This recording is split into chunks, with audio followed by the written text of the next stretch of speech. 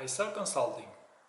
Everyone in this business knows how important it is to advertise our services so we could eventually induce our prospects on our own journeys.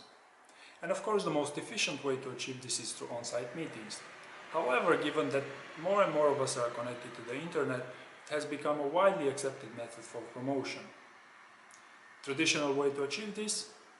Build a website, pay for some ads, eventually send some spam and maintain a blog. But does it work? The summer of 2015 was for the first time when I decided to explore the idea of selling something through a website. So I purchased an expensive domain name and started promoting it. While I achieved a few hundred visitors per month, a good number of them were bots, some competitors, and very few people actually subscribed to receive more updates from me. Since my services are not straightforward to understand, I had to build 3 websites, one for each vertical. I was so poorly seen that I wasn't even receiving promotional emails.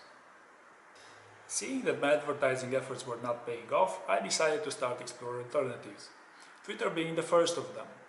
Why Twitter? Well, because it's easy to use and you'd say it doesn't take a lot of time. So I started tweeting on a regular basis as well as following the most relevant people and businesses from the industry. And after some time I've noticed a sudden spike in popularity. People were actually liking and sharing my content. It really felt like a step in the right direction. My criteria for success on Twitter was both in the ability to form a following as well as to drive traffic to my website. While it went fine for the followers, still not many people visited my website.